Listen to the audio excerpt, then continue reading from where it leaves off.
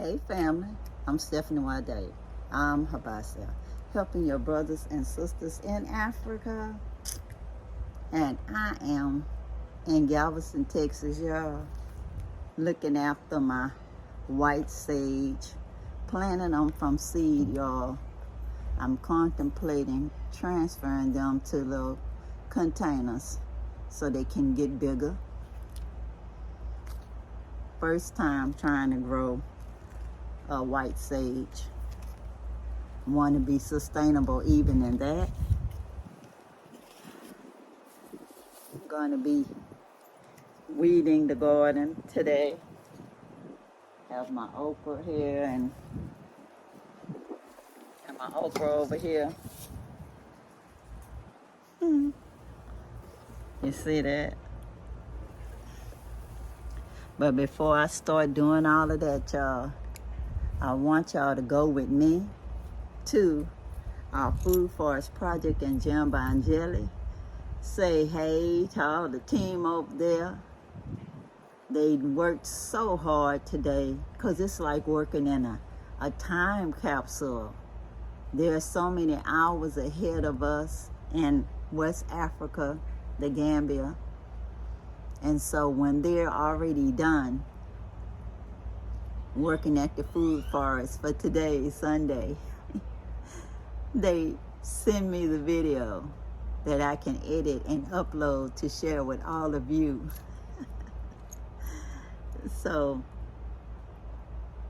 it's interesting working in a time capsule, as they say, from there to here. So come with me. Come with me to Gambia, Angelou, the Gambia, West Africa. Come see how our garden is growing at the HYBASIA Food Forest project. Right. So, Felicita, you are young. Good morning, Mr. Good morning. Permaculture is very interesting. That's why we say it has some principles that you have to follow by force. Otherwise, you don't have results. And one of them is the observation and the interaction. So we were able to clean all here, before. No grass. But when we came today, you see how fast grasses can grow. So we have to change our strategy. Changing in the sense that, one, we have to remove all the weeds in the middle. And this time, on the footpaths, we are just doing the arting up, because it has some stages. You have to design it based on your survey feasibility study. Then you build the soil. Then you smoother the weeds. Then crop choice, which we are doing. But now we are managing the crops from their competitor, and that competitors are the weeds. Any food that we throw here is going to be shared between the plants and the weed. And they don't only compete for food, but water as well, and also space. And also they harbor pests, so therefore they must be out. That's why when we came here this time, I said, this is the type of work I want us to start. Some has to clean the top part while Mr. Baji start raising the beds.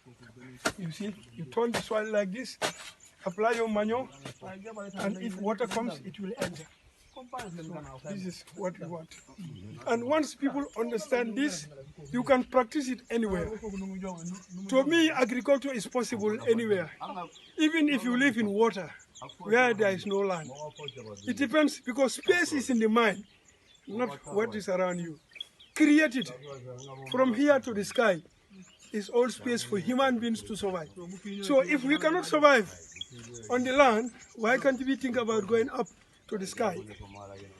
The whole population of the Gambia can fit from here to the sky, even this small area. If we can make all these story buildings until we have skyscrapers, 10 skyscrapers of maybe 170 or 150 deck, maybe we can harbor the whole Gambia.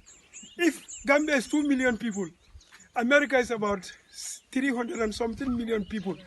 If they can build story buildings, skyscrapers, if Gambia can build even 50 skyscrapers, maybe they can take the whole population of the Gambia. So the rest of the land will be only for farming. So that's my dream. If I become the president, I want to make Gambia skyscrapers and the whole land become agricultural land because I want food. Thank you. Well, food never. Skyscraper keme. Ningo olo Gambia hani. Kemi wo share that. Abanda talulu. Come on near 20. Okay. Good morning. Oh, morning. Good. Yeah, morning. Good morning, HYBASIA family. We are back on our Sunday routine at HYBASIA Food Forest in Angelou. So as you can see, today when we came, we found out that the weeds that we removed the last week they're fast growing. So we obviously, before planting any tree, then only what we want to do before planting seeds or whatever we have to plant, then we need to remove the weeds first, as Mr. Baji said, that we need to remove the weeds, make sure the place is clean, and then we can be able to plant. Sure. So anyway, I hope you all are with us here. Yeah, so thank you so much. Yeah. Because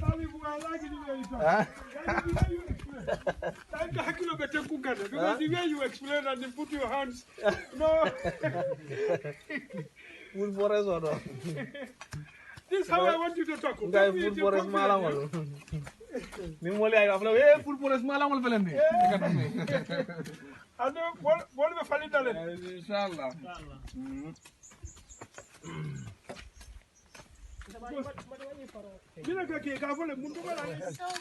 And they are very important in the soil. You see, if you check in here today, this is one of the workers in the soil. These are the slaves for us, but we see them as enemies. Without them in the soil, our plants will not have enough food according to their wish. It's just like if you give a raw food to somebody that should be cooked. Like if I give you a raw meat, how can you digest it? But we cook it so that it can easily be eaten. Thank God, nature has created these worms purposely to help us decompose this animal poo. You see, they are always found in manures. They help us to break them into smaller and smaller soluble matters so that the plant, if water touches, it can turn into liquid and plants can feed on them. But unfortunately, many farmers, if they see them, the first thing you think about is to cut them. But in permaculture, we don't kill them. We even want to multiply them so that we can have plenty of them here. Yeah. So very important. Yeah, definitely. In this life, there are 4 animals.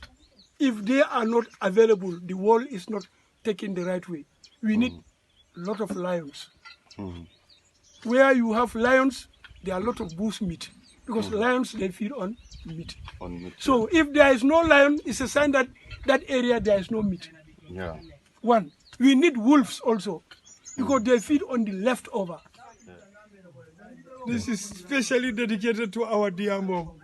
I wish we can send it to you, because we believe in sharing, but don't worry, we have enough garden eggs for you. This is just the beginning of the harvest. Time ago, when we planted, the monkeys were disturbing us. But thank God, I think they are forgiving us because we have helped. We have shared a lot with them. But nevertheless, you know, I'm always delighted, as I said. Sometimes you don't measure your success. It is the people who can measure your success or who can see some development. It was a seed, now a plant, and now a fruit. If you can use only $25 to buy that sachet of aubergine, if you nurse them, you can have up to 50 different plants of aubergine from $25. Today, one big one is about $25. 2 is $50. You can see that from only one plant, you can even have more than what you have spent in agriculture. That's why I say people must value seed. If you can grow a seed and have a plant, you are never losing anything because it is saving you a lot and a lot that you don't even measure. So on that note, I thank all our donors. Those spending their money, we are not wasting it. We are not eating and throwing. No, we already invest in something that... In permaculture, nothing is a waste. And if you have that mindset, what people see as waste, you always see as something that can change your life. So in that note, agriculture only method is difficult. That's why in permaculture, the method become easier. It's a method of farming that involves less labor, less resources, less time, more food, and a healthy food for that matter. You only look what you have, not what you don't have. So psychologically, it makes your mind control. So when we came here, plenty grasses, but as a leader, leading the people, you always solve the problem within. So that's why in permaculture, there is no problem that you cannot solve. If people understand the philosophy and the approach, it will be fine. So looking at here today, this is what we have accomplished today. It was full of grass. We were able to take the grass, we don't throw them, we keep them to dry, and we are going to reuse them when they dry as our own manure without spending money to buy outside. Well, guys, I hope you enjoyed all of the updates at the Food Forest Project. The rainy season has been good to us over there. Here, y'all, no rainy season. Not much rain at all. Watering my garden on my own. Trying to weed my garden on my own, but it's just a little small box garden. I'm maintaining a small garden here in the USA, y'all, to show y'all that permaculture can be done anywhere in the world. So hot in Texas though, y'all. I think they even need more water. I gave water last night, but during the Texas sun, it's so hot, y'all. Got the leaves all drooping. The burgundy okra and the green okra looked like them just got tired and went on about its business. Our mustard's still hanging in there, y'all. And the boysenberry looking real good. So I guess the boysenberry likes the heat. And I don't know what this is, y'all. More than likely it is a weed. And you know, with the weeds, we gotta pull them out there, y'all. I just pull it up by the roots and toss it, chop and drop, y'all. And as Mr. Badger say, the weeds sometimes compete with the regular garden. So you have to pull your weeds and chop and drop, and it turns into compost. It turns into compost. So you just can pull your weeds sometime if your soil is loose like mine, and just do what they call chop and drop. If you can't pull your grasses up, or use a little small tool. I have one that was donated by my sister Janice, and y'all, you just work in your garden, loosening up the soil. That is funny. Sometimes I get to see a butterfly passing through. But anyway, y'all, I'll be working in the yard today, pulling weeds and getting my son to cut the grass, because the grass grows quickly, y'all, even though it's not rainy season. It's heat resistant, whereas the food you grow is not that heat resistant, you know. But I guess the grass been growing longer than the crops been growing. Grass, you just cut it and cut it and cut it, so it gets more resilient. But anyway, I'm gonna continue to weed my garden and get it cut. I hope you're doing what you gotta do where you are too in the world.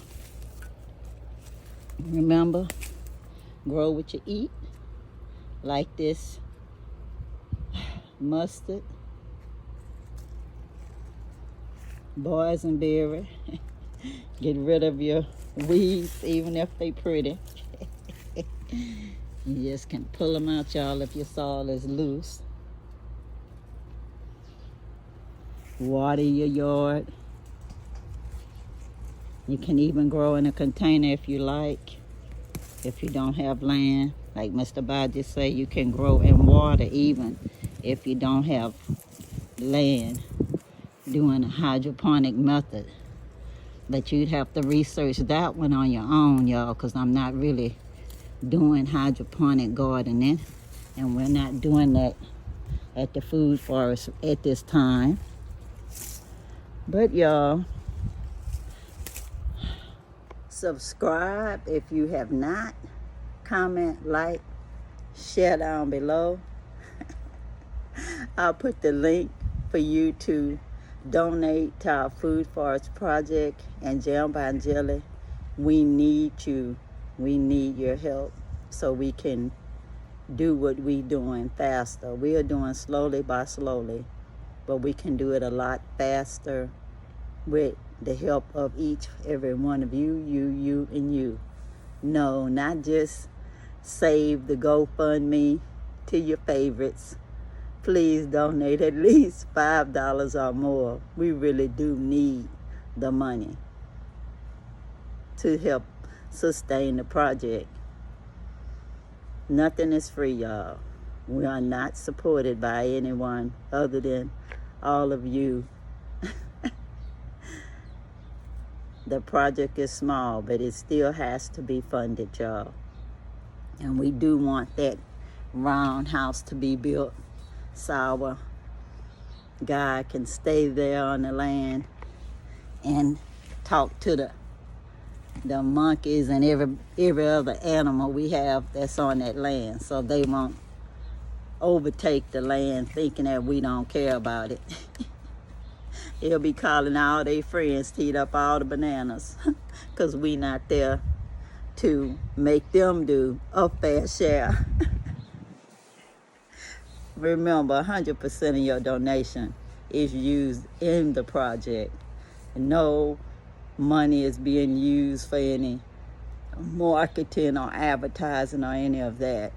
It's nothing in the budget for that. We got word of mouth. You. So please, share, and share to your social media. And please, if you can, donate. If you cannot, pray for us all and share. Subscribe if you have not. I love you.